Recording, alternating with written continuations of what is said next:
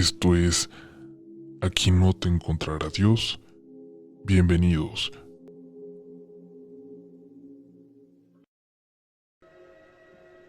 Imaginen lo que es pasar la noche en una casa enorme, ya de por sí tétrica, que además funcionaba como la funeraria más vieja de ese lugar. Todos nuestros muertos pasaron por aquí, le habían dicho a mi padre al llegar. Caminó por los pasillos, buscando el origen de esos murmullos, pero no encontró nada. Todo parecía estar en orden. La casa estaba completamente vacía. Respiró aliviado, pero las manos le seguían temblando. Regresó a su cuarto, pero antes de entrar lo notó.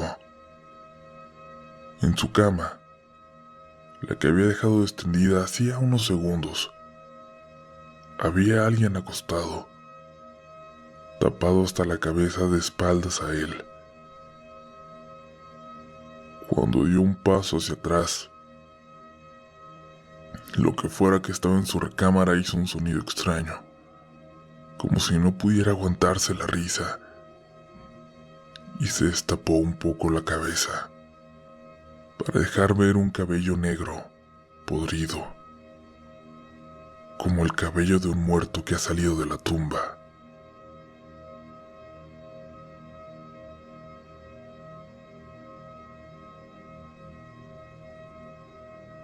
Mi padre murió en 1999. Acabo de caer en cuenta que están a punto de cumplirse 20 años de que nos falta. 20 años de que se fue en esas condiciones tan extrañas. Se nos fue porque su corazón de un momento a otro dejó de funcionar. Murió muy lejos de nosotros, pero todos, toda la familia, sabemos que murió con miedo como el que nunca antes sintió.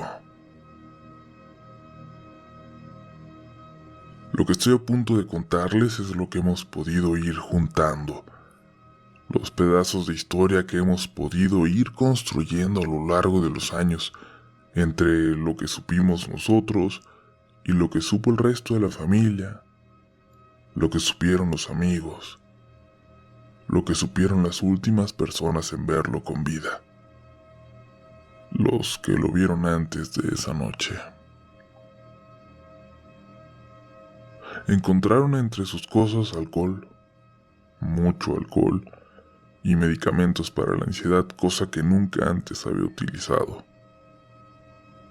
Los que no lo conocen le echan la culpa a esas cosas de su muerte y de lo que vivió los últimos días.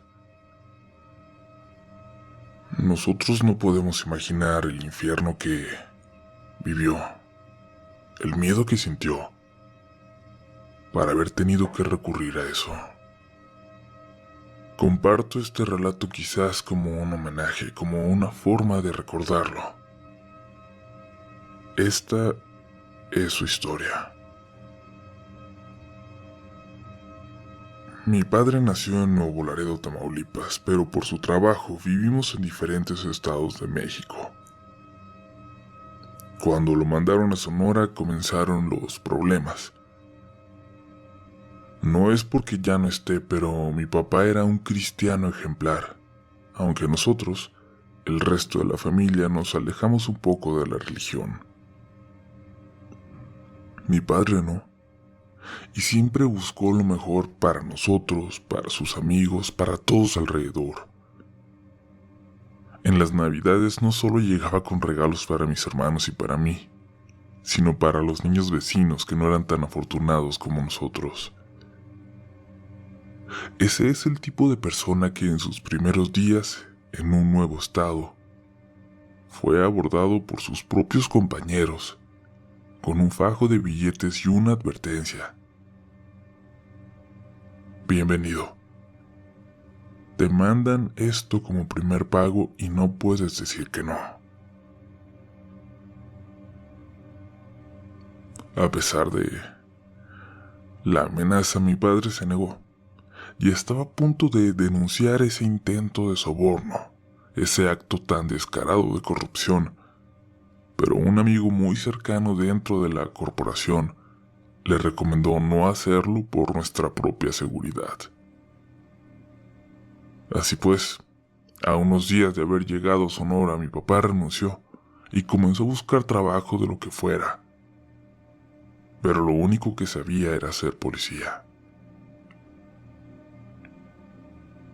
Tuvimos que regresar a Tamaulipas con los abuelos, pero mi papá se desanimó mucho al ser él, por primera vez, el que recibiera ayuda de sus padres, al contrario de como había sido desde que pudo trabajar.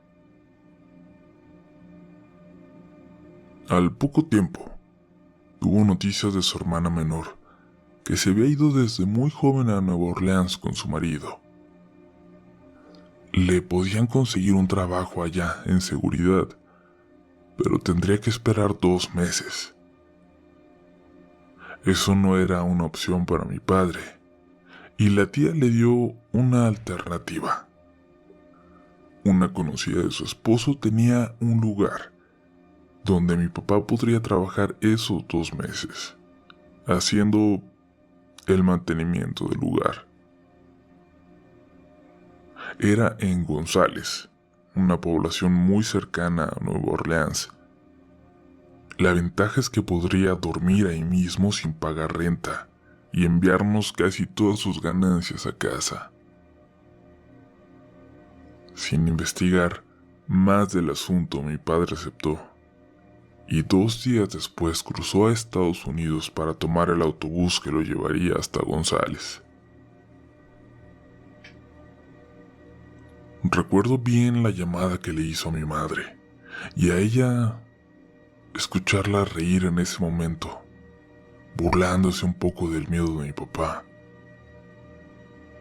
La casa en la que haría el mantenimiento y donde dormiría era una casa funeraria, una casa enorme que a mi papá le recordaba a las de las plantaciones de las películas americanas. Por la zona en la que estaba, bien pudo haber sido una de ellas. La primera noche que estuvo ahí, hubo una familia de personas de ascendencia mexicana velando a una señora en este lugar. Pidieron permiso para quedarse toda la noche como acostumbramos acá, pero la dueña no se los permitió. Les dijo que volvieran por la mañana. Cuando ella se fue, le pidieron a mi papá, para entonces ya el único empleado del lugar, quedarse hasta las 12 y él accedió. Era su primer día. Estaba desobedeciendo a la dueña, pero la verdad no tenía forma de negarse.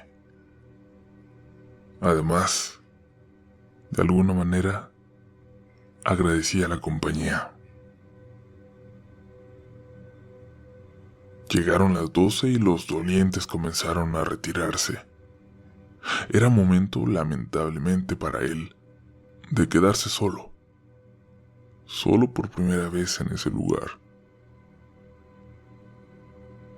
Lo que más le costó trabajo fue apagar todas las luces de la sala donde velaban a los muertos, donde se encontraba aún el cuerpo de la anciana.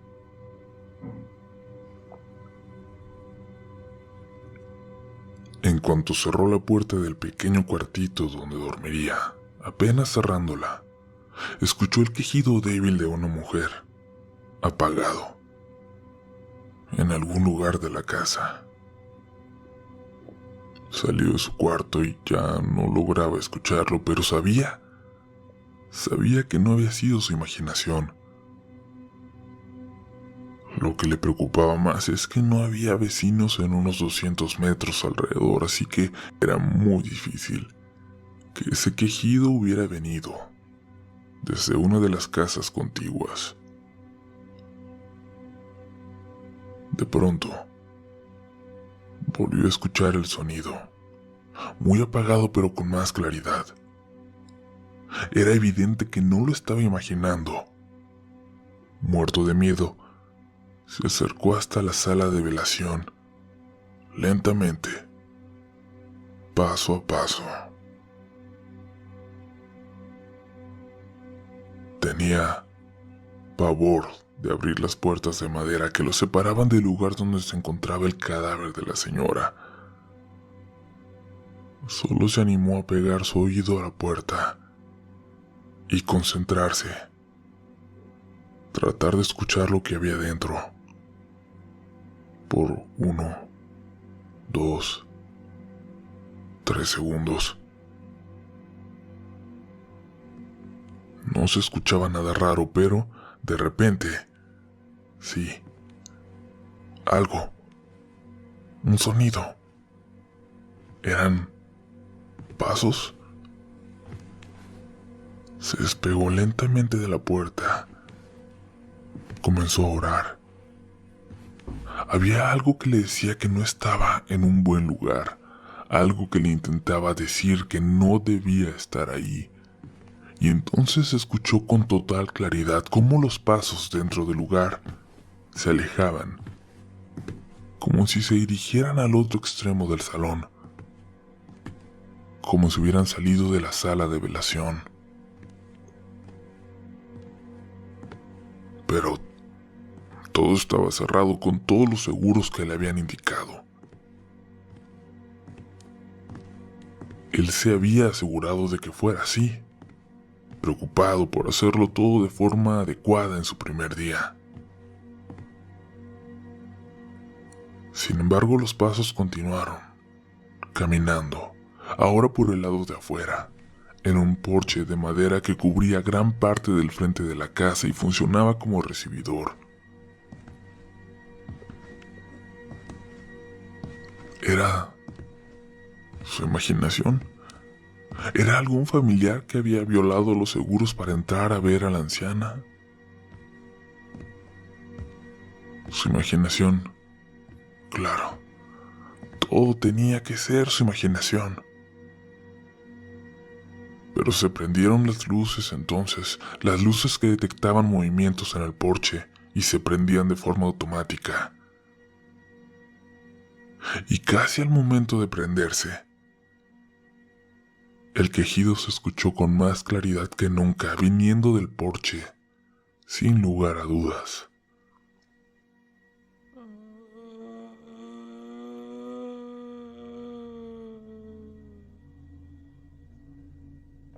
Mi papá no era una persona cobarde, se los prometo, pero solo atinó a caminar hasta su cuarto, cerrar la puerta, agradecer que no había una ventana ahí y orar hasta quedarse dormido.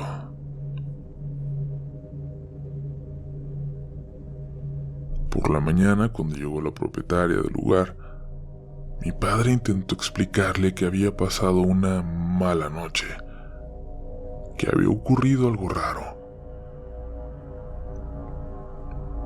Ella solo sonrió y le preguntó, ¿ya vino a jugar contigo también? Mi papá, confundido, le preguntó a qué se refería. Le dijo que había escuchado el quejido de una mujer. Ah, respondió ella con una cara de confusión que duró 2 segundos. Olvídalo, continuó. No te preocupes, es el sonido de la casa y ya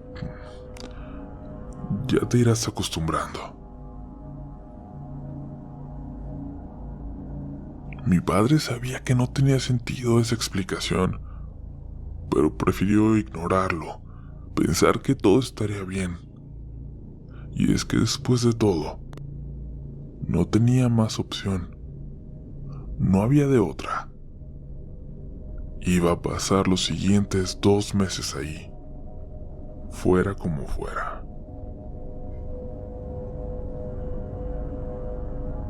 Mi papá intentaba dormirse apenas después de orar todas las noches, lo más temprano que se pudiera, con tapones para los oídos.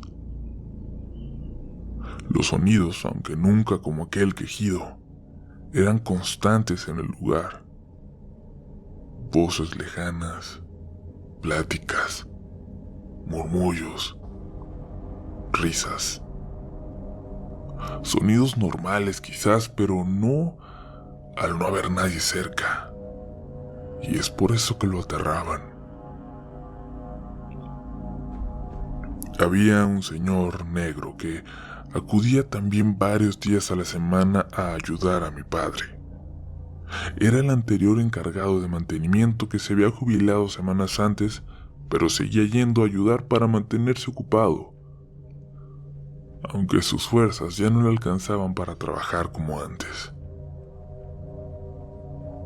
Hablaba muy poco español y mi padre muy poco inglés, pero como podían se comunicaban. Con este señor, con su evidente serenidad y buenas intenciones, mi padre se sentía mucho más tranquilo. Era, por decirlo de alguna manera, su único amigo en el lugar. Abuelo, grandpa, le decían todos, y así lo llamaba también mi padre. En una ocasión pasaban ya de las 9 de la noche. Entre los dos reparaban el barandal de las escaleras que bajaban hacia el sótano. Y entonces llegó una familia para hablar con la dueña del lugar. Alguien cercano a ellos acababa de fallecer y buscaban programar el servicio para velar a su muerto el día siguiente. Se escuchaban devastados. Mi papá podía escucharlos muy bien desde las escaleras hacia el sótano.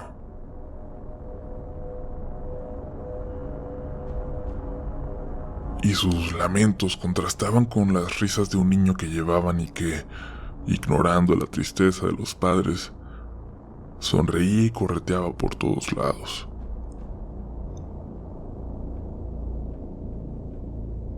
El viejo salió a su camioneta para buscar alguna herramienta y mi papá, esperando, entrecerró la puerta y bajó al sótano para curiosear entre todas las cosas ahí guardadas. Le causaban escalofríos los ataúdes, pero estaba lleno también de otras curiosidades, a las que se les notaban décadas de antigüedad. Había una infinidad de cosas de distintas épocas, de distintos gustos, como si hubieran adornado hogares completamente diferentes en su momento. Eso es lo que lo hacía más interesante. La puerta del sótano se abrió y mi papá escuchó al pequeño bajar corriendo deprisa. Todavía divertido, como si todo fuera un juego para él. Sin embargo, las escaleras eran peligrosas para un niño de esa edad y mi papá corrió hacia ellas para encontrarlo. Sin embargo, el niño fue mucho más rápido y antes de que mi papá pudiera ver hacia dónde, se metió entre los ataúdes sin dejar de reír. Mi papá le gritaba que saliera, que no debía estar ahí, pero no lograba explicárselo en inglés. Mientras escuchaba cómo detrás de los ataúdes el niño movía cosas y seguramente tocaba objetos que no debían ser manipulados por un pequeño de esa edad. Dándose por vencido, se acercó a las escaleras y desde el primer escalón, para no dejar solo al niño, le gritó a la dueña. ¿Niño?, preguntó ella, diciéndolo en español. El niño está aquí abajo, dijo mi papá. Oh, niña, perdón, no lo pude ver, pero aquí está abajo conmigo. ¿No, niño? No, niños, dijo la voz de la dueña desde arriba. Asomándose de las escaleras, vio a mi padre directo a los ojos. No hay niños con ellos, 2 adultos nada más. Le tomó unos segundos a mi papá entender que nadie más había bajado, y cuando volteó, en la oscuridad, entre los ataúdes, vio la cara de un niño que parecía observarlo divertido, como si estuviera jugando a las escondidas con él.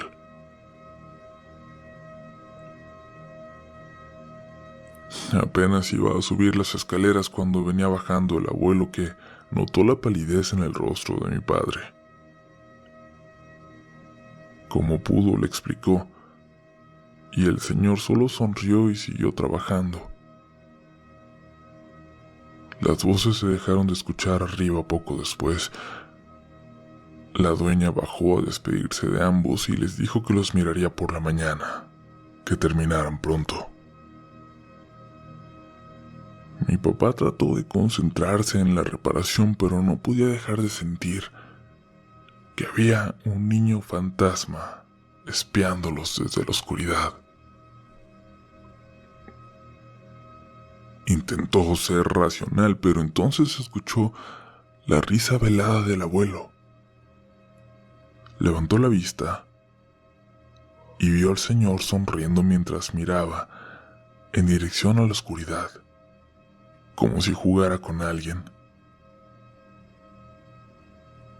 Cuando terminaron la reparación y subieron, el abuelo le pidió a mi papá que lo acompañara. Él lo siguió hasta el segundo piso, donde todas las habitaciones tenían las puertas abiertas. Mi papá lo notó desde entonces y después lo confirmó, y es que parecía que hasta hace muy poco los dueños habían vivido en esa casa. El abuelo llevó a mi papá hasta una habitación al fondo, que parecía más una oficina. Entraron, y un retrato de un pequeño sonriendo dominaba la habitación. Era un niño con síndrome de Down de unos 5 años. Muerto. Él. Hace mucho, dijo el abuelo. Pero él aquí. Desde entonces, él aquí en la casa. Mi papá nunca se había esperado una revelación como esa.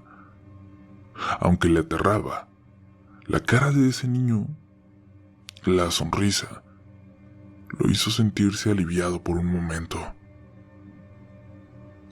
Solo asintió, y se dirigieron entonces hacia la salida. Como siempre, mi papá iba a acompañar al abuelo hasta su camioneta. Había un viento demasiado caliente afuera. Por un momento sintió que le quemaba la cara. El abuelo, en ese español incompleto, le intentaba explicar que la casa era un lugar especial, pero que no había de qué preocuparse. Se despidieron y mi padre se paró en la puerta de la casa para despedirse, una costumbre que siempre tuvo. Pero el abuelo bajó a la ventana de la camioneta y le pidió desesperadamente que corriera hacia él. «¡Corre! ¡Corre!», le gritaba sin cesar. Cuando mi papá se acercó extrañado, le dijo que se subiera a la camioneta y mi padre solo obedeció. «¿Qué pasa?», le preguntó mi padre muy sorprendido, todavía sufriendo por esa impresión. A ella nunca la había visto, dijo el abuelo señalándose a la puerta de la casa. Entonces miró a mi papá con atención a la puerta abierta, donde estaba él hace un momento. Apenas a 1 metro de donde estaba, pero en la parte de adentro, Una mujer vestida completamente de negro les observaba. Eso era apenas el verdadero comienzo de la pesadilla.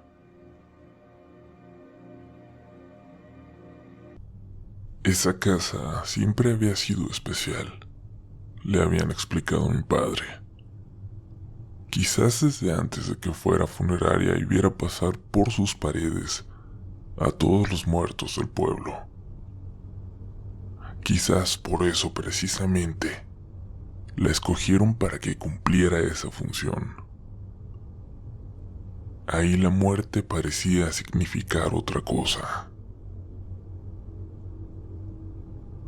Por una razón, a diferencia de lo que ocurría en las calles contiguas, ahí los vecinos dejaron un espacio enorme entre esa casa y sus construcciones, hechas en el extremo más lejano de su propiedad.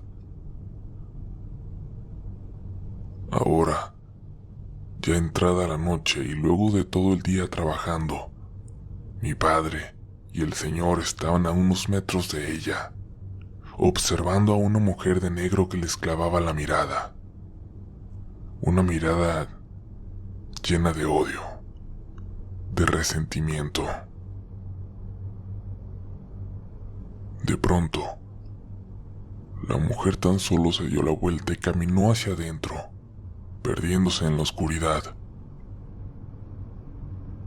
El abuelo se tocó el pecho como si sintiera un dolor, producto evidentemente de que realmente estaba muy asustado. Mi papá le preguntó si estaba bien, si lo llevaba al hospital, si lo llevaba a su casa. Pero él tan solo le pidió un momento para recuperarse y se sentaron en la camioneta. No te puedes quedar. No te puedes quedar, le repetía el señor a mi papá. Pero él le respondía que era su trabajo, que no podía arriesgarse a perder esa oportunidad. Y no lo hacía porque no tuviera miedo. De hecho, la reacción del abuelo, ese mismo señor que al parecer había aprendido a convivir con un fantasma en esa casa, le preocupaba. ¿Qué diablos era esa mujer que le provocaba al abuelo un terror tan profundo? Casi una hora después, el abuelo le dijo que tenía que irse y le pidió una última vez que se fuera, pero mi padre se negó. Entró a la casa mientras el abuelo lo observaba desde su camioneta. Cerró la primera puerta de malla metálica y le hizo una seña con su mano. El abuelo emprendió la marcha muy lentamente, como esperando que mi padre se arrepintiera en el último momento. Algo había cambiado. A pesar de que ya tenía el sentimiento de que no debía estar ahí, en ese momento todo había cambiado de repente. Era como si algo le oprimiera el pecho, como si la gravedad en la casa hubiera cambiado. Como si un zumbido que no alcanzaba a escuchar no saliera de su cabeza. Fue al baño e incluso notó que le estaba sangrando la nariz. Hasta respirar le calaba. Apenas pudo cerrar los ojos, lo despertó el llanto de un niño. De inmediato, pensó en ese retrato, en lo que pudo escuchar en el sótano. Mi papá se acercó hasta la puerta, la abrió ligeramente y el llanto parecía salir de una esquina lejana de la casa, pero no se atrevió a salir. Cuando estaba a punto de cerrarla, escuchó la voz de una mujer que parecía hablarle al niño, hablarle de una forma amenazante y burlona a la vez. ¿Tenía que salir? ¿Qué diablos estaba pasando? ¿Cómo saber cómo reaccionar en una situación así?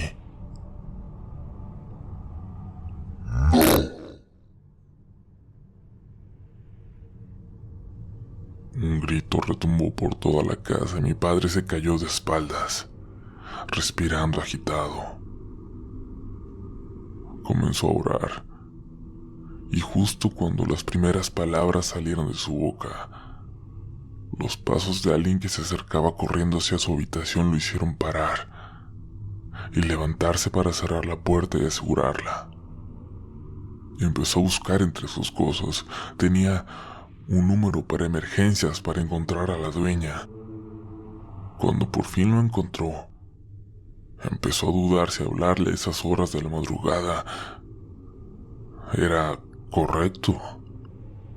¿Era realmente una emergencia o se iban a burlar? ¿O iban a quitarle el trabajo?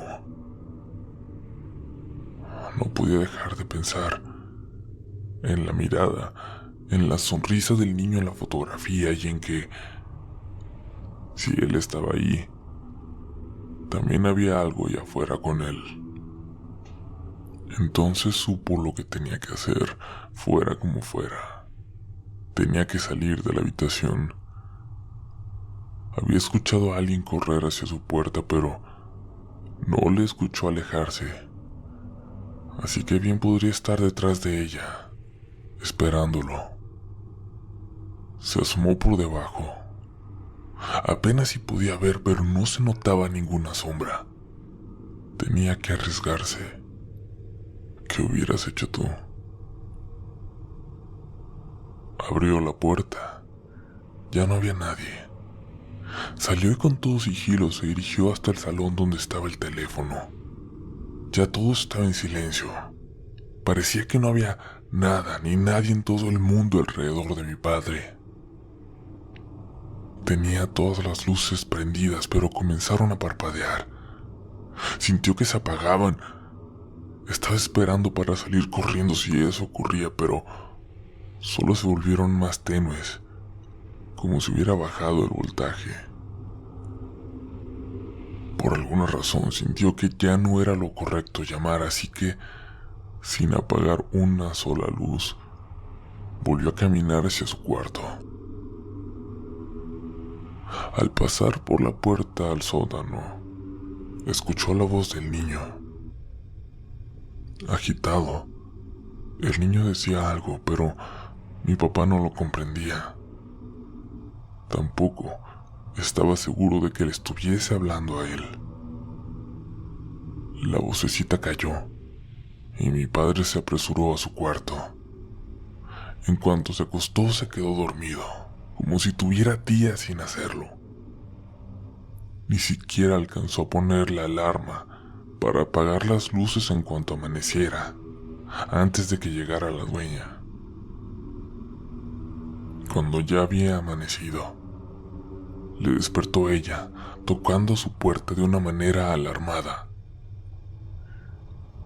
Mi papá se levantó pensando de inmediato en un regaño por haber dejado las luces encendidas. Sin embargo, al salir se dio cuenta de que todos los cajones de cada mueble en la casa estaban abiertos, con las cosas afuera como si los hubieran lanzado. Todo en la casa había sido profanado de una u otra manera. Esa preocupación pasó a segundo plano cuando mi papá logró explicarle. Not the kid. Someone else is here. El niño no. Alguien más. Hay alguien más aquí. La señora le pidió a mi padre ir con el abuelo al centro del pueblo a buscar algunas cosas, pero él lo sintió más como un pretexto para sacarlo de la casa. A mi papá le parecía estar viviendo en un sueño. Todo le parecía intangible. Todo parecía ser tan solo una pesadilla de la que no podía despertar. Y tan solo continuaba y continuaba, y se adentraba más en ella sin poder evitarlo. Fueron al pueblo. Buscaron lo que les habían encargado. Se tomaron un café, olvidándose de todo. y después emprendieron el regreso a la funeraria. Justo cuando llegaron, una anciana negra salía del lugar. Le dedicó una mirada como de coraje al abuelo, quien la ignoró. Mala mujer, bruja, le dijo el abuelo a mi padre, como explicándole de qué se trataba esa mirada. El abuelo fue a dejar algunas de las cosas que habían llevado a un cuartito detrás de la casa, donde guardaban ese tipo de cosas. Mi padre entró. Dentro de la casa parecía reinar la oscuridad, aunque afuera apenas caía la tarde. Escuchó la voz de la dueña en el sótano. Se acercó para ver qué ocurría. Desde las escaleras pudo verla al final de estas, llamando a alguien, como si quisiera que alguien saliera de la oscuridad. Un hombre que nunca había visto antes estaba a la mitad de las escaleras, y al ver a mi padre, se acercó a ellas para cerrar la puerta. Entendió entonces que lo que fuera que estaba ocurriendo ahí abajo no le correspondía. Regresó a la cocina y desde ahí podía ver al abuelo batallando con la puerta del cuartito al lado de la casa. Y algo le llamó la atención, algo que no pudo haber confundido porque, como les dije, apenas estaba cayendo la tarde, apenas se había ocultado el sol y todavía podía ver afuera con claridad. La mujer de negro, la misma mujer de negro, estaba a unos 100 metros de la casa y se acercaba a una velocidad sobrenatural al abuelo. Tenía las manos cruzadas al frente y aunque su vestido ocultaba sus piernas, era evidente que no las estaba moviendo, que no estaba corriendo en verdad. Mi papá le gritó al abuelo desde la ventana y le señaló a la mujer. El abuelo, como pudo, corrió con sus piernas cansadas hacia el frente de la casa y mi papá lo encontró en el porche. Vámonos, esto ya no es cosa de nosotros. Ven conmigo, le dijo el abuelo. Pero mi padre se negó una vez más. Esa sería la última vez que vio a mi padre con vida. Se apresuró a subir a su camioneta y se marchó a toda velocidad, a toda la que era posible para una carcachita como la que tenía.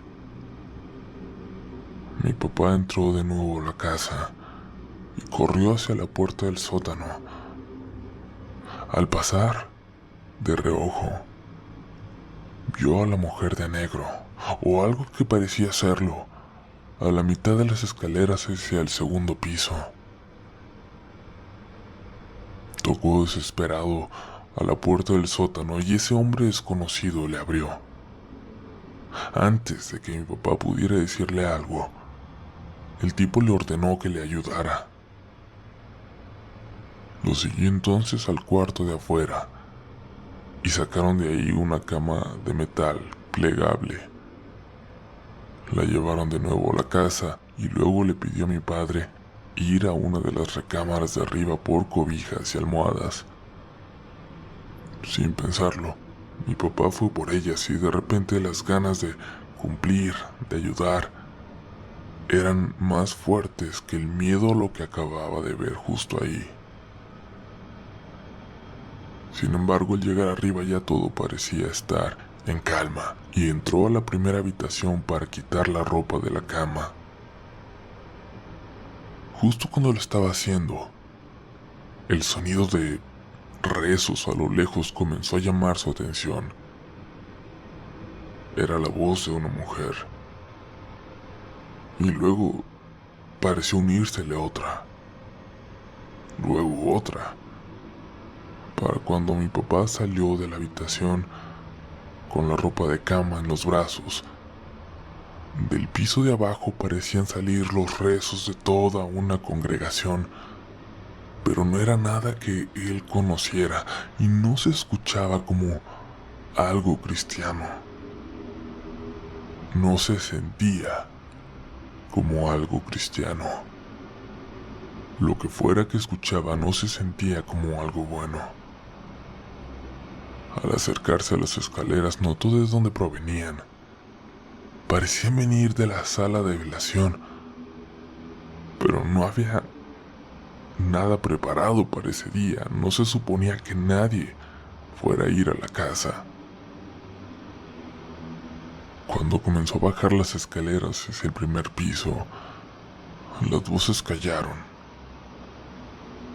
Iba dando pasos lentamente, muy lento, bajando con miedo a lo que podría ver al llegar al final, a no poder evitar voltear hacia la puerta que daba a esa sala.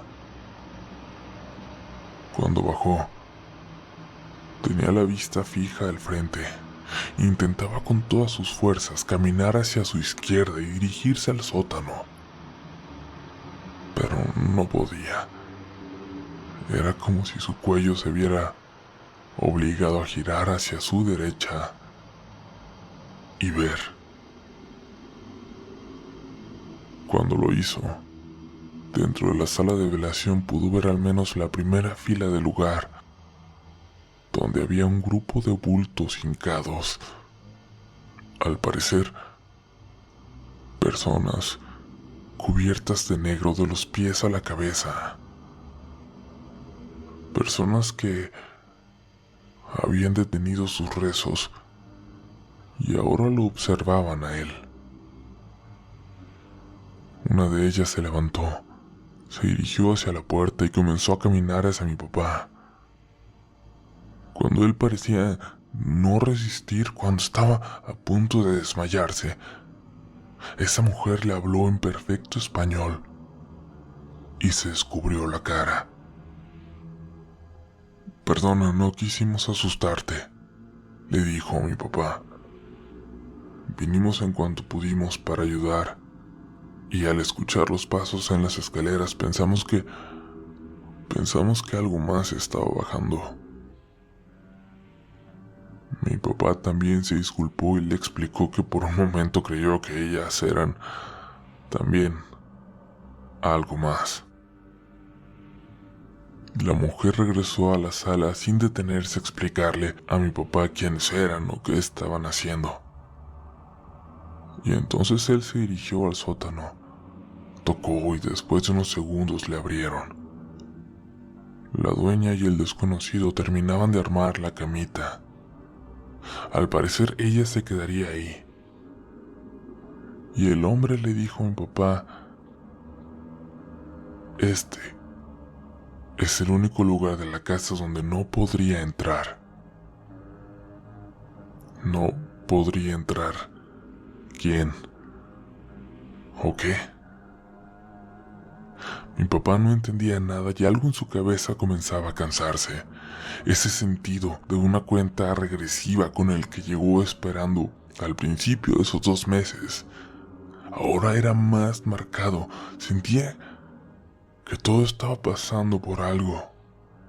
Sentía que algo terrible estaba por ocurrir. Después de unas horas de escuchar esos rezos continuos, por fin pararon. Mi papá estaba sentado en el porche y desde ahí pudo ver cómo salían de la sala de velación un grupo de mujeres. Las que antes habían entrado completamente cubiertas. Ahora pudo verlas bien. Eran mujeres jóvenes y viejas, diferentes entre sí. Entre ellas iba la chica que le había hablado.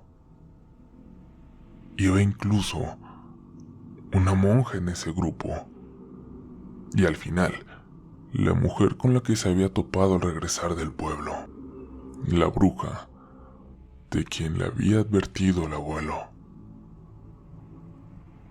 Esta mujer lo notó sentado en el porche y le habló a la joven que hablaba español. Le dijo algo en el oído y luego la joven se dirigió nuevamente a mi padre. «Descansa hoy», le dijo.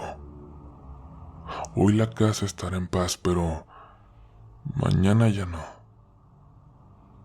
«¿Qué puedo hacer?», preguntó mi padre con el corazón lleno de miedo. «¿Qué puedo hacer si regresa ella?». «Corre, sal de aquí si ves algo raro. Corre mientras tengas oportunidad», le respondió la joven. «No puedo irme. Lo prometí, necesito estar 2 meses aquí. Luego me iré con mi hermana». Mi padre, por alguna razón, no pudo evitar llorar mientras decía eso. «Si ves algo, corre por favor», le dijo la mujer mientras se acercaba y le tocaba el rostro. Luego se alejó para alcanzar al resto de mujeres que ya la esperaban en el camino. «Me voy a quedar», le dijo mi padre. «Me voy a quedar. Y oraré. Es lo único que sé hacer». La joven se volteó y le sonrió a mi padre con ternura. «Ora todo lo que quieras, pero no va a servir de nada. Aquí no te encontrará Dios». La mujer se alejó y una profunda tristeza, una profunda desolación llegó a mi padre con esas últimas palabras. Quizás había entendido el sentimiento que lo abordó en esa casa desde el momento en el que llegó. Por primera vez en su vida se sentía solo por completo. Por primera vez en su vida no sentía a Cristo en su corazón. Le llamó a mi madre unos minutos esa noche. Le contó algunas de las cosas que le sucedieron. De alguna forma fue una noche triste también para nosotros, la recuerdo bien, aunque en ese momento nadie entendía por qué. La tristeza invadía nuestra casa a miles de kilómetros. Cuando mi mamá colgó se sentía deshecha. No soportaba escuchar a mi papá así y le preocupaban mucho los pocos detalles que le daba. Lo decía tan convencido que no podía dejar de preocuparse, de desear estar con él. En cuanto colgaron, mi mamá se fue a acostar porque se sintió mal de repente. Se sintió muy enferma de un momento a otro. Esa noche, en la madrugada, algo ocurrió en nuestra casa. Aunque mi mamá aún sigue diciendo que fue una alucinación por la fiebre que tuvo en ese momento, de repente. Yo lo que sí podría decirles es que esa noche escuché los pasos de mi madre y los de alguien más fuera de la habitación. Pero, quizás, son los recuerdos que me juegan una mala pasada y que buscan unir las piezas, de algún modo las piezas de lo que le ocurrió a mi padre. Mi mamá, como les dije, se sintió muy mal desde la llamada. Luego despertó en la madrugada empapada en sudor. Buscó como por acto reflejo un crucifijo en el cajón de su buró, objeto que había pertenecido a su madre, católica como toda su familia, y que siempre lograba de alguna manera tranquilizarla. Sin embargo, no lo encontró. Prendió la luz de la pequeña lámpara y revolvió el cajón por completo, pero no estaba ahí. Se levantó, ya sintiéndose débil, por la enfermedad o por las pastillas que había tomado, y se dirigió a la cocina por agua para calmar la sed insoportable que la invadía de repente. Cuando salió, un sonido a sus espaldas llamó su atención. Sostenida de la pared volteó. La luz de la luna, a través de un tragaluz, iluminaba muy tenuemente el otro extremo del pasillo. Mi madre vio entonces su crucifijo en la pared, pero no como era. No. Vio un crucifijo tamaño real y en él, crucificado, a alguien que no era Jesús pero se veía como él,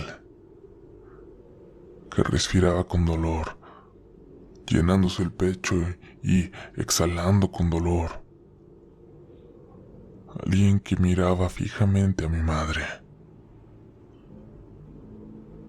Ella estaba evidentemente aterrada, pero sabía o quería entender que estaba alucinando, que su mente le estaba jugando una broma macabra. Se dio media vuelta para dirigirse a la cocina y detrás de ella escuchó que algo cayó, como si ese falso Jesús en la pared de pronto hubiera caído de la cruz. Sin voltear, siguió caminando hacia la cocina, pero a sus espaldas escuchó cómo se levantaba eso que estaba ahí y empezaba a caminar hacia ella. Lo siguiente que recuerda son los brazos de mis abuelos intentando sostenerla y llevarla de regreso a la cama, donde mi abuela se quedó con ella para cuidarla por el resto de la noche. Yo recuerdo escuchar desde mi cuarto las voces de los abuelos al encontrarla en la cocina, pero, como les dije, mi memoria puede estar engañándome porque también recuerdo haber escuchado los pasos de dos personas en ese pasillo.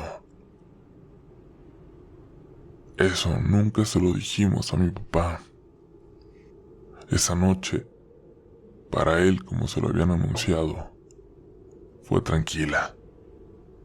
Tranquila dentro de lo que cabía en esa situación.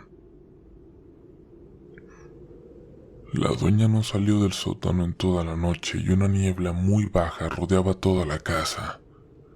Cuando mi padre daba la última vuelta por todos los pasillos apagando luces, notó a la mujer de negro parada en el porche, mirando hacia adentro a través de la puerta de rejilla, parada ahí sin inmutarse, con ese rostro sin expresiones que parecía más bien una máscara pálida.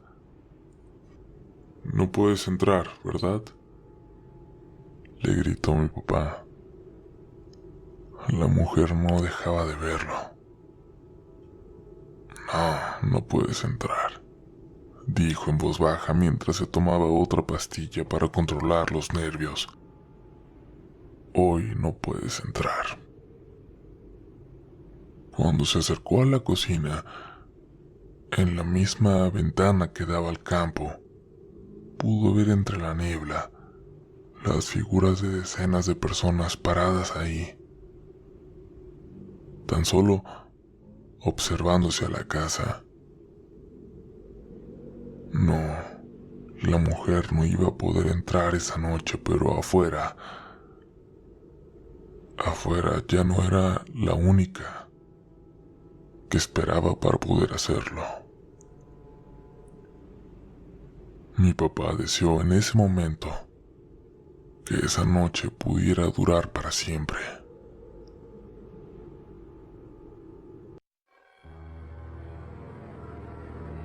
Mi papá se acercó a la cocina en la misma ventana que daba al campo.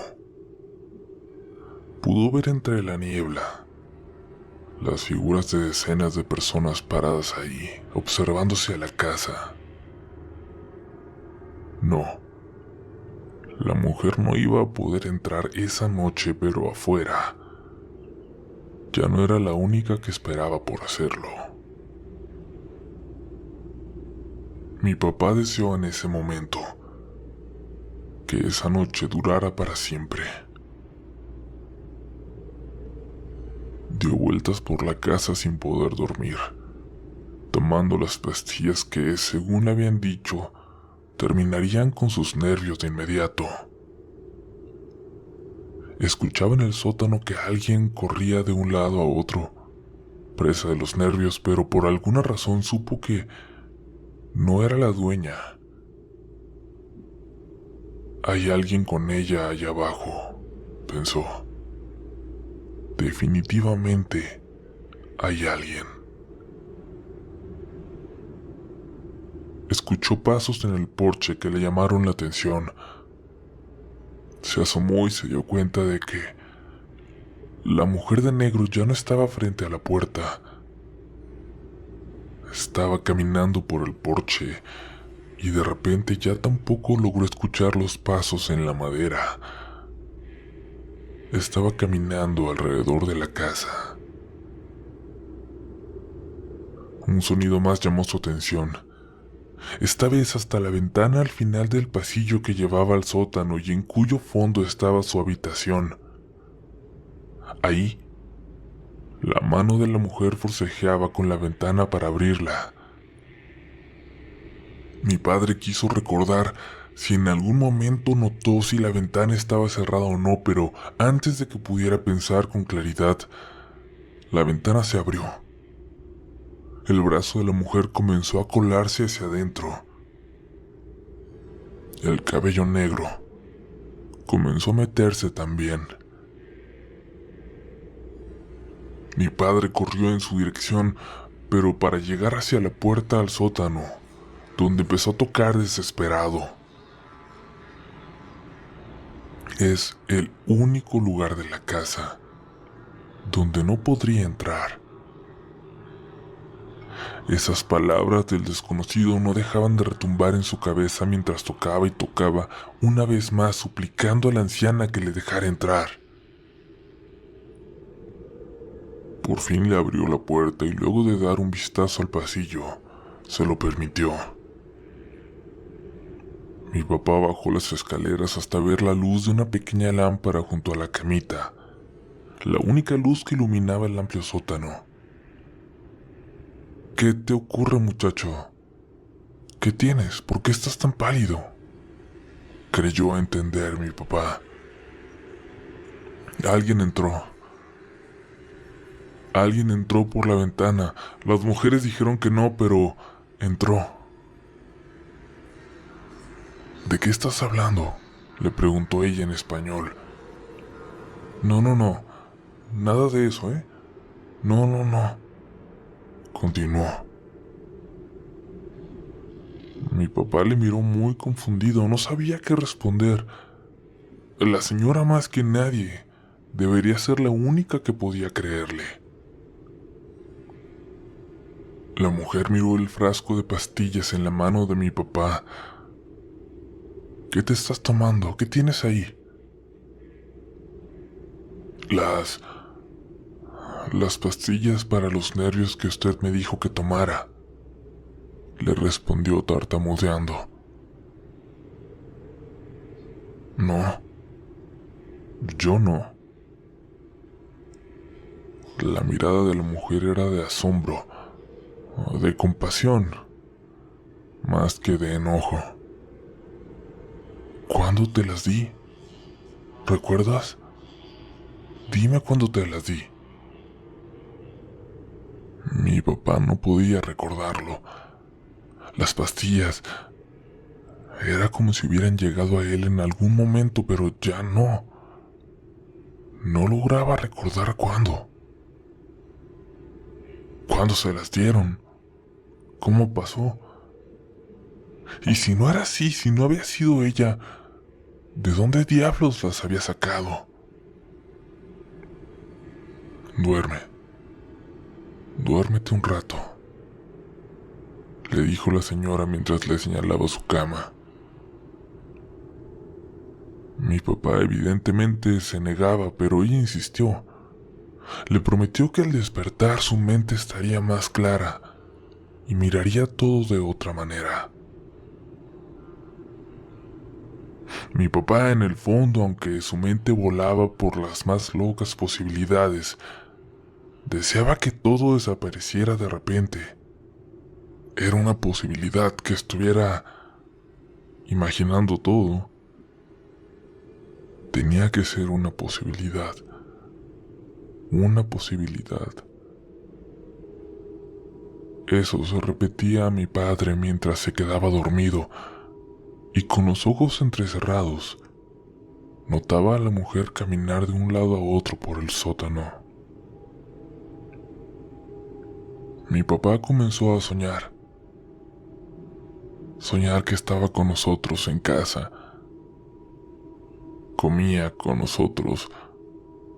Todos estábamos juntos en el sueño. Y todo parecía moverse en cámara lenta. Yo lo abrazaba. Y mi papá podía sentir ese abrazo como en toda su alma. Luego caminábamos y cada paso parecía larguísimo, pesado. Cada paso parecía tener una importancia fundamental. Volteaba a la mesa y ahí estaba su comida favorita. Se acercaba y comenzaba a probarla. Era la mejor sopa de su vida. Mi madre se acercaba y le decía que todo estaba bien, que todo estaba bien ahora, y entonces él notaba su vientre. Mi mamá estaba embarazada. Él lloraba de felicidad. Le preguntaba por qué no se la había dicho antes. Porque nunca lo vas a conocer, le dijo mi madre sonriendo. ¿Qué? ¿De qué estás hablando? ¿De qué hablas? De nada. Tómate tu pastilla. Ten. Mi mamá le intentaba dar pastillas en el sueño y mi papá se negaba. No. Que no, le gritó mi papá. Y entonces eso en el sueño ya no era mi madre. En algún momento mi papá había abierto los ojos y era la dueña del lugar, que estaba casi sobre él, con una pastilla entre los dedos. Antes de que pudiera preguntarle, exigirle que le explicara qué diablos estaba ocurriendo, la señora le intentaba decir entre español e inglés que él estaba gritando, que parecía estar teniendo una terrible pesadilla y que solo quería ayudarlo. Mi papá se levantó y se dirigió a las escaleras. El niño, dijo mi padre antes de salir. El niño está aquí abajo, ¿verdad? No hay niño, muchacho, contestó. Todo eso que ves lo tienes aquí, le dijo mientras se tocaba la cabeza. Eran las 3 de la mañana. Mi papá salió y por primera vez desde que había llegado sentía que podía ver con claridad. La casa ahora le parecía normal, tenebrosa, sí, pero ya no creía ver demonios entre las sombras. Le marcó en ese momento a mi madre desde su cuarto, acostado en su cama ya más tranquilo, e intentó explicarle. Le ofreció disculpas por los últimos días, pero le dijo que ya se sentía mejor. A lo mejor me estoy volviendo loco por vivir en una funeraria, le dijo mientras reía. Imagínate lo que es pasar la noche en una casa enorme, ya de por sí tétrica, que además funciona como la funeraria más vieja de este lugar. Todos nuestros muertos pasan por aquí, me dijeron al llegar. Mi mamá no le contestaba. No le decía mucho, estaba casi dormida. Pero mi papá se conformaba con escucharla. Bueno, te cuelgo para que puedas seguir durmiendo, le dijo. Mi amor, dijo mi mamá antes de colgar. Creo que estoy embarazada.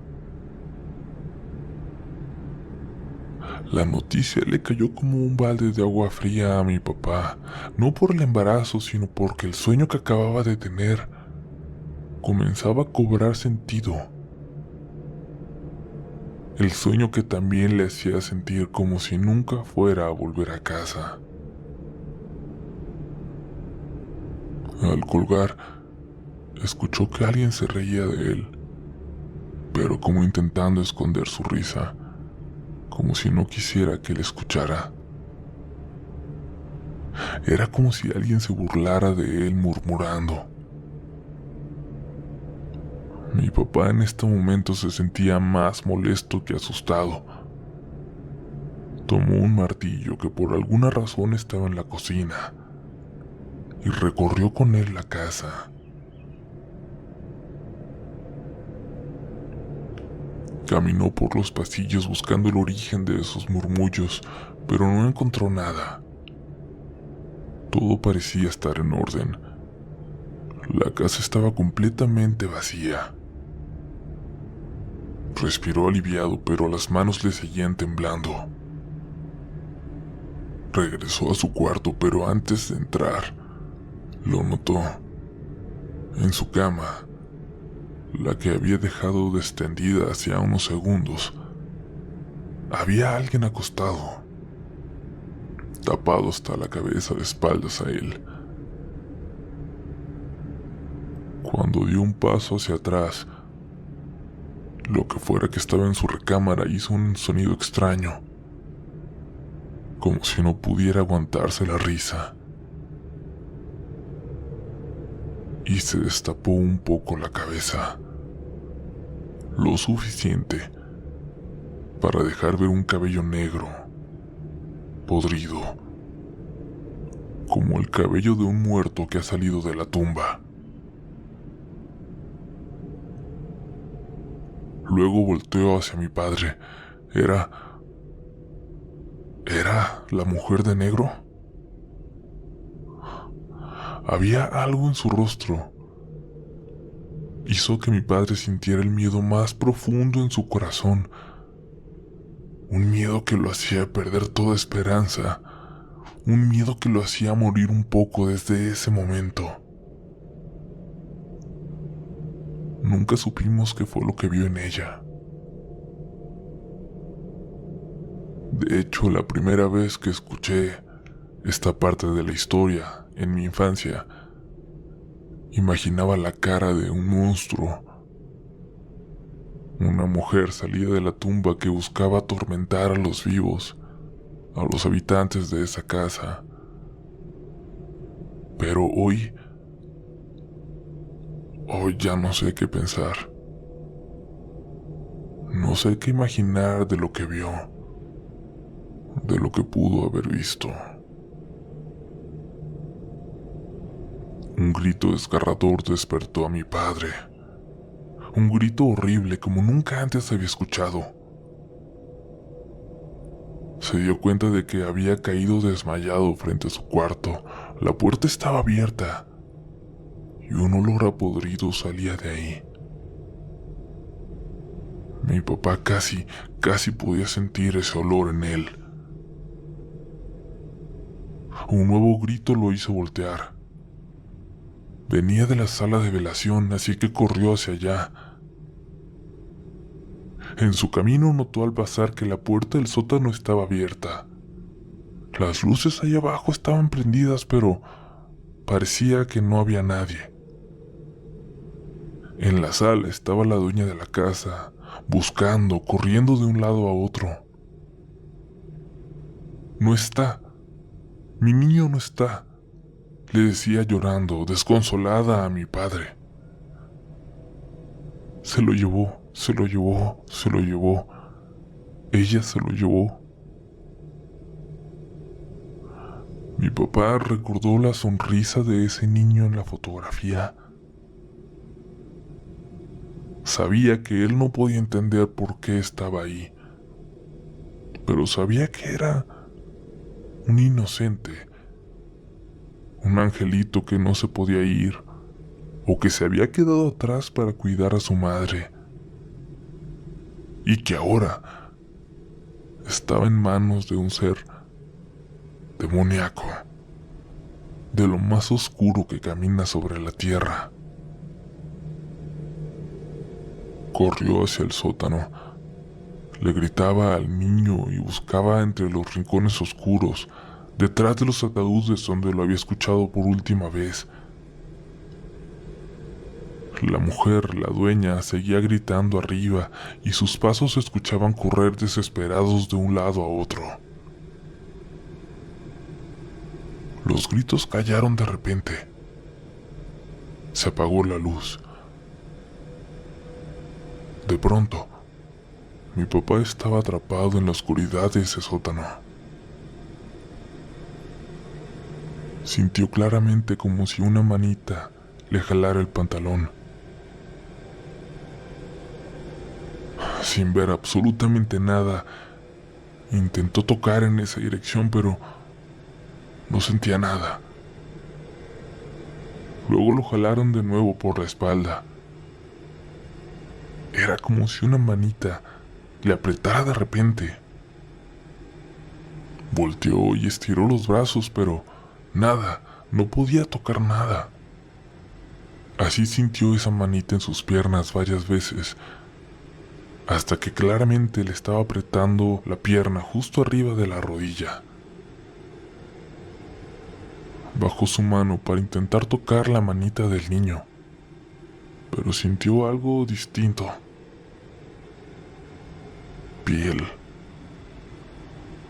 Piel cayéndose. Empezó a recorrer. Sintió cabello podrido.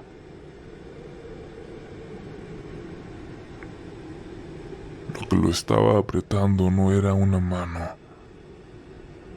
era una boca. Era la boca de lo que sea que había visto en su cuarto un rato antes.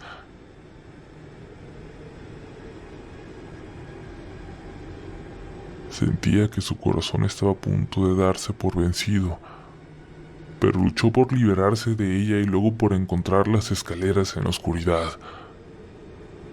Las subió arrastrándose, y aunque alguien le había cerrado la puerta con seguro, la adrenalina le hizo poder abrirla y botar las bisagras de varios golpes.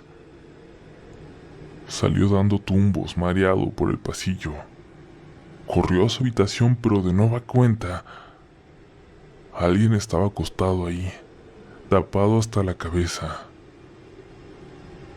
Corrió hacia la cocina y notó a la mujer, a la dueña, mirándose al campo detrás de la casa. Lejos, ya lejos, apenas alcanzando a ver, mi padre notó la figura de la mujer de negro, caminando hacia la oscuridad. Llevaba de la mano a un niño. Y desaparecieron a los pocos segundos. La dueña de la casa lanzó un grito y salió corriendo hacia allá, para perderse también en la oscuridad. Él, paralizado, se quedó solo de nuevo en esa casa como en su primer día. Ya no iba a regresar a su cuarto. Alguien estaba ahí. Iba a dejar su ropa, iba a dejar todo lo que había llevado, pero su pasaporte estaba en la caja fuerte de una oficina del segundo piso. Ahí había pedido él que se lo guardaran. Así que subió corriendo, entró a la habitación y empezó a intentar abrir esa caja. Había visto cuando pusieron la combinación, pero no había puesto atención suficiente. Recordaba solo el movimiento de los dedos. 2, 3, 2, 4. No. 5, 6, 5, 7. Tampoco. Seguía intentando, de memoria, intentando imitar el movimiento. Y un olor a podrido se acercaba. Se acercaba cada vez más por el pasillo. La caja fuerte se abrió. Por fin había dado de alguna manera con la combinación. Gracias, Dios mío, gritó. Y en ese preciso momento, al decir esas palabras, se escuchó de nuevo los rezos provenientes de abajo, de la sala de velación. A pesar de que la peste había llegado a su puerta, salió de la habitación. Las luces parecían haber regresado, pero estaban más tenues que nunca, mucho menos que media luz. Las luces de la sala de velación estaban completamente apagadas, pero escuchó a las mujeres rezar con toda claridad. Se acercó a ellas para pedir ayuda y prendió la luz. Pero al hacerlo, vio que la sala estaba completamente vacía. Sorprendido, notó que a sus espaldas ahora, a lo largo del pasillo, estaban las figuras de más de 10 mujeres de negro, cubiertas de los pies a la cabeza, mirando hacia él. Sabía que no se trataba de las señoras que había visto antes. Salió corriendo de ahí, tomó el camino y siguió corriendo sin voltear hasta que sus piernas no daban más, hasta que por el cansancio cayó de rodillas. Amanecía, pero la oscuridad de esa casa, de ese lugar, lo seguía cubriendo. Quién sabe cuántos minutos pasaron cuando escuchó el sonido de un automóvil acercarse. Se detuvo al lado de él. Venían varias mujeres, entre ellas aquella chica que le había advertido. Se bajó a preguntarle qué ocurría, cómo estaba. La señora se fue, el niño se fue, se lo llevaron. Dejé mi mochilita, dejé todas mis cosas allá, decía mi papá entre lágrimas. Vamos por ellas, le dijo la mujer, pero mi papá se negó. Por nada del mundo volvería a la casa. La chica regresó al auto. Le dijo algo a las mujeres, quienes bajaron y siguieron a pie por el camino. Ella le pidió a mi padre que abordara el carro. Voy a llevarte a un lugar seguro. Luego voy a buscar tus cosas y te las voy a llevar, no te preocupes. Ya casi regresas a casa. En el camino mi papá le contó todo lo ocurrido y la mujer no se inmutó. Llegaron a un motel a un lado de la carretera antes de entrar a González. La chica salió del auto y luego regresó con una llave para mi padre. Quédate en tu habitación. Si necesitas algo de comer, pide que te lo traigan. No te vayas a ir, no te vayas a salir. Mi papá se bajó sin nada más que lo que tenía en sus bolsillos y $20 que la chica le dio.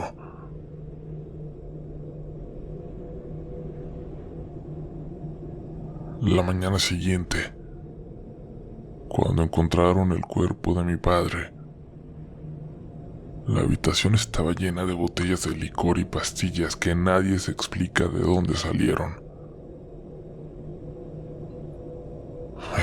Él parecía estar más tranquilo cuando lo dejé en el motel, dijo la chica, Lucía, cuando nos visitó en México meses después. cuando nos contó parte de lo que ella había vivido. Evidentemente nunca explicó otras cosas de las que nos contó mi padre, como por qué había ido ella a la casa o quiénes eran las mujeres que la acompañaban. Pero sí dejó muy en claro que lo que fuera que hubiera atormentado a mi papá en sus últimas horas estaba atado a esa casa y no había forma de que saliera. Cuando mi mamá fue a González, ella solita por el cuerpo, pudo hablar con el abuelo, el señor que había sido compañero de desgracia los últimos días de mi papá. En la morgue, cuando apareció de repente la dueña de la funeraria y le ofreció a mi madre llevarse el cuerpo de mi papá para que no estuviera ahí, el abuelo le hizo una señal a mi mamá de que no aceptara. Transportar el cuerpo de regreso a México era caro. Mi mamá llevaba todo lo que teníamos, todo lo que habíamos reunido, pero no alcanzaba. Y la mujer insistía en llevarse el cuerpo, en llevárselo a la funeraria, mientras ella lograba juntar el resto. El abuelo se apareció entonces con sus ahorros y se los dio así como así a mi mamá para que pudiera pagar el traslado. Una vez todo arreglado, mi mamá le pidió al abuelo que la llevara al lugar donde habían encontrado a mi padre. El señor aceptó como por obligación y condujeron hasta allá en silencio. Parece que, en cuanto hubiera llegado, los trabajadores del lugar supieran quién era mi madre. Fueron muy amables con ella, sobre todo un chico latino, que intentó explicarle cómo habían sido estas últimas horas de mi padre. Él estaba muy mal, se veía muy mal, le dijo. Yo creo que todo lo que estaba tomando lo afectó mucho porque en la madrugada habló a la recepción pidiendo ayuda, diciendo que una mujer estaba flotando por su habitación. La verdad, nadie de nosotros fue porque la gente que toma o se droga ya son clientes habituales de este lugar, le dijo. Nadie se imaginó que su esposo estaba tan mal. Hasta hace poco mi mamá nos contó esto. Nos había escondido hasta donde pudo los últimos momentos de mi padre, pero ha llegado a aceptar que murió de terror. No sé qué pasó con esa mujer de la funeraria, pero lo último que supimos fue que continuó con su negocio con toda tranquilidad, como si nada hubiera pasado.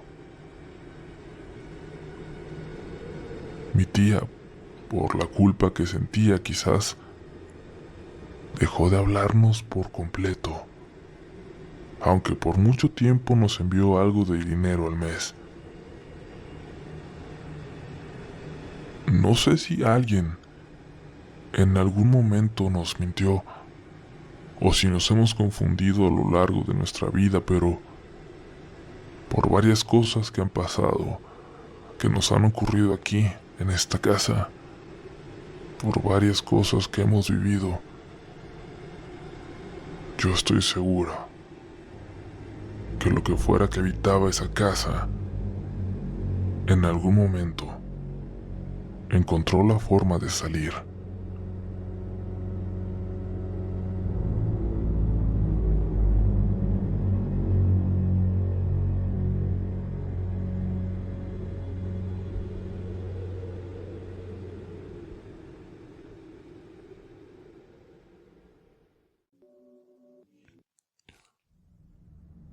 Luego de la muerte de mi padre hubo un periodo de mucha dificultad, un periodo extraño para mi familia y para mí. en el que me cuesta identificar qué era real y qué era un sueño. Una etapa que viví como pasándola en automático. Por lo que hemos hablado después, con mi familia y con la gente cercana, sé que mucho de eso, que para mí eran pesadillas, son sucesos que de verdad nos ocurrieron. La primera pasó semanas después de la muerte de papá, estando yo a solas en casa. Después de lo que sucedió, no sé si era una buena idea o no, pero ya no había crucifijos ni nada parecido en casa. Era una casa vacía en ese sentido. En el espiritual, aunque bueno, seguía llena de libros. Recibí una llamada cerca de las 11 de la noche. Pensé que podía ser mi mamá, una emergencia por la hora, pero no había nadie del otro lado de la línea. Silencio. Así que colgué. Momentos después volvió a sonar el teléfono. Contesté con enfado y lo único que pude escuchar del otro lado de la línea fue una respiración extraña, agitada.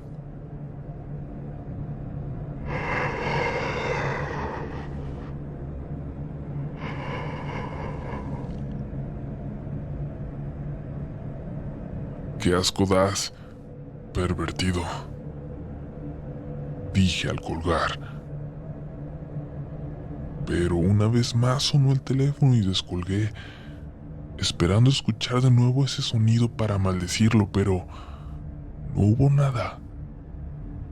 Y luego, un poco de interferencia. Lo que escuché después fue algo que nunca podré olvidar. Nunca podré olvidar lo que me hizo sentir.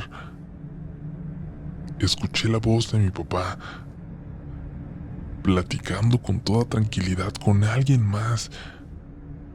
Los escuchaba muy lejos, muy bajito, como si alguien grabara la conversación a escondidas. Y eventualmente pude reconocer a la otra voz. Era la voz de Zamora, un policía que había sido un gran amigo de mi padre, pero del que teníamos años sin saber algo. Me quedé escuchando por un buen rato, hasta que la conversación cayó de repente. No hubo ningún sonido por minutos, hasta que se volvió a escuchar la misma respiración, pero ahora alejada del teléfono.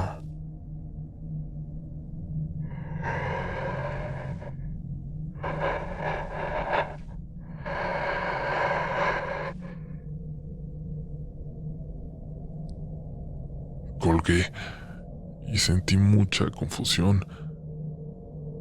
¿Qué había escuchado? ¿Qué acababa de pasar? Cuando se lo conté a mi madre, lo dejamos pasar como una de las cosas raras que se unían a nuestra colección de experiencias. Tiempo después, un primo de mi papá, que también fue policía un tiempo, nos contó que habían fallecido varios amigos de mi padre durante una balacera, entre ellos Zamora. Haciendo los cálculos, las fechas en las que ocurrió coincidían al menos con el mes con el que recordaba haber recibido esa llamada.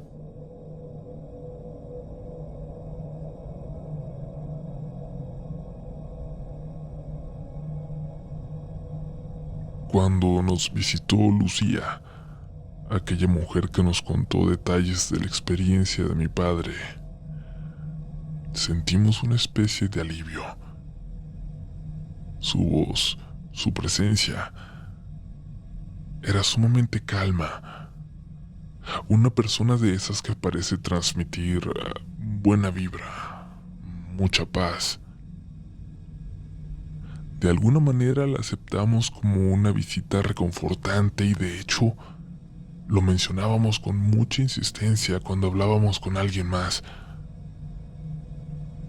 Aquella visita que nos había hecho sentir mejor, ver desde otra perspectiva, con algo de tranquilidad, aquel trance tan horrendo que tuvo que vivir mi padre. Sin embargo, esa visita coincidió con algo más, que aunque nunca experimentamos, nos hizo preocuparnos de manera muy seria. Doña Juani, una vecina que no se llevaba gran cosa con nosotros, una vez nos encontró pasando por el mercadillo que se ponía los domingos cerca de casa. Nos contó divertida que Daniel, su hijo más pequeño, tenía mucho miedo de pasar frente a nuestra casa desde las últimas semanas. Creerán que dice que ve a una bruja de negro que siempre está parada arriba del árbol ese grandote de su patio, viéndose a su ventana de la sala, siempre intentando asomarse para adentro. Siempre que pasamos este niño se me voltea para el otro lado para no verla, pero también dice que ve fantasmas por todos lados. Entonces la vecina procedió a contarnos historias que la verdad ni nos importaban, sobre lo que el niño decía observar en su casa y en otros lugares. No, lo que nos dejó pensando fue la descripción de la mujer que decía ver en nuestra casa. Una descripción que nos hacía pensar en aquello que se llevó a mi papá. Nosotras nunca la vimos. La última vez que nos dijo algo esa vecina fue que el niño ya no la veía en el árbol, sino en la ventana, parada al lado de nuestra ventana de la sala, pegada a ella, como si ya estuviera a punto de entrar.